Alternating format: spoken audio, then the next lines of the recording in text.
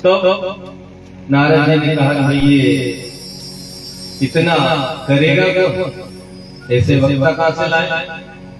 तब नारद जी को बात याद आई कि सनत कुमार, सनंदन, ये चार भाई हैं और ये बड़े बड़े शिष्य हैं, ब्रह्मा के हैं और ये ब्रह्मचर्य का पालन करते हुए निरंतर भगवान की कथा सुनते हैं।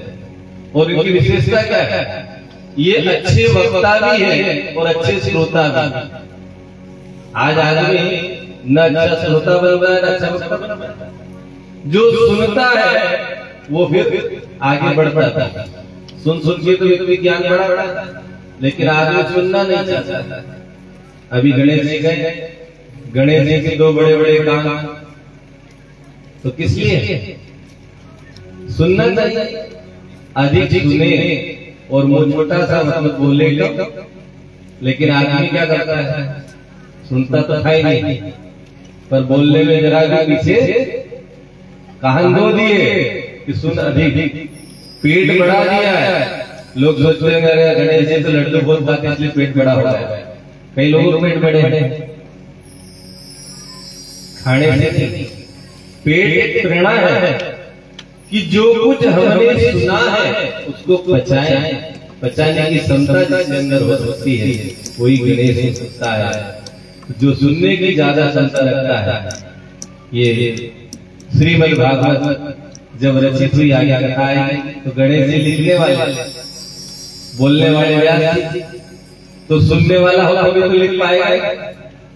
तो जब तक ये लिखी तब तक गणेश जी बोले नहीं, इसलिए सुनने का फायदा है।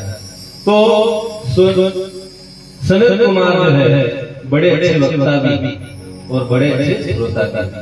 वो क्या करते, दो भाई से बैठते थे, दो जो कथा सुनाते और दो सुनते थे। फिर वो दो थक जाते तो वो ऊपर आगे बैठ जाते, वो नीचे जाके सुनते। ऐसा ही चलता था।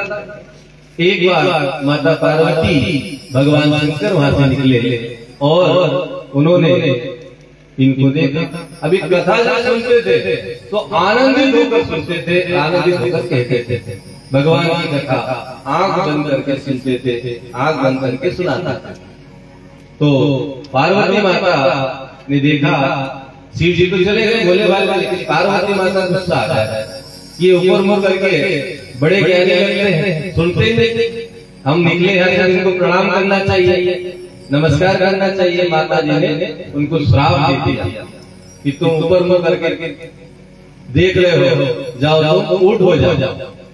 अब जैसे ऊंट बन गए तो बड़े प्रसन्न हो गए, क्योंकि विरक्त थे वो, तो उनको कोई ऐसा था नहीं कि शरीर मिलेगा तो भजन होगा। उनने माता जी से कहा कि माता जी बड़ी कृपा करी। कैसी कृपा करी? कृपा ऐसी करी कि अभी तक इस शरीर के लिए हमें कोई व्यवसाय करना रहती थी, समय देना पड़ता था। अब ऊंट बन गए तो ऊंट को कपड़े चाहिए, मनुष्य शरीर कपड़े पहनना पड़े, है ना। नहाने की चिंता नहीं, पहनने की चिंता नहीं, खाने की भी चिंता नहीं। ऊंट कहीं भी मुंह ऊंचा करे तो खा ले। तो बड़ी कृपा करी आप, बड़े प्रसन्न हो गए। आज का आदमी को दुख आता था वो भगवान को दोष देने लगता है। दुख आया है तो भगवान को सिखाने के लिए भी भेजता है। दुख जब भी आया व्यक्ति को मजबूती प्रदान करता है, इसलिए दुख से डरना नहीं चाहिए, दुख को आना ही। तो बड़े प्रसन्न हो गए। माता जी ने उनकी भक्ति को देखा तो तुरंत जो श्राप हटा दिया, ये तो बहुत विद्वान लोग हैं। यानी ऐसे सनत कुमारों को नारद जी ने कहा, भाइयों आपसे बढ़िया वक्ता कोई मिल नहीं सकता, आप ही कथा सुनाओ। कथा तो उन्होंने कहा चलो वक्ता तय हो गया, अब कथा कहाँ रखे।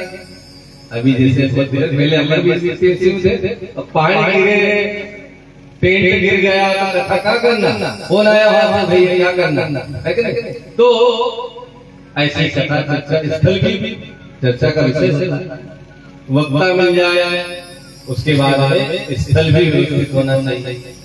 तो उनने कहा कथा हरिद्वार में करेंगे। कहाँ बैठे? चर्चा हो रही बद्री विशाल, नारद जी और इनका संवाद होगा बद्री विशाल में। उनने कहा हरिद्वार में करेंगे। हरिद्वार में क्यों करेंगे? क्योंकि जो पहाड़ों पे जितने तपस्वी हैं वो भी वहां आ जाएंगे, और जो नीचे हैं वो ग्रस्त लोग भी कथा सुनने आ जाएंगे, सबको लाभ मिलेगा। तो स्थान तय हुआ हरिद्वार के आनंद वन में ये कथा प्रारंभ हुई। कथा शुरू हुई। कथा प्रारंभ जैसे हुई तो भक्ति माता अपने दोनों बेटों को लेकर आ गई।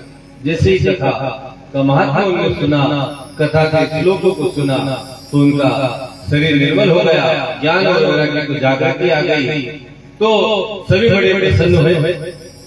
तब नारद जी ने सनत कुमार से पूछा कि आप ये बताइए कि ये तो भाई ये भक्ति और ये सब देवता है, इनका तो उद्धार होगा, लेकिन क्या कोई पापी का भी उद्धार हुआ है?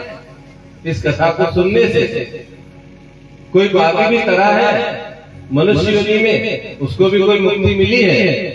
तब सनत कुमार कहते हैं कि निश्चित ही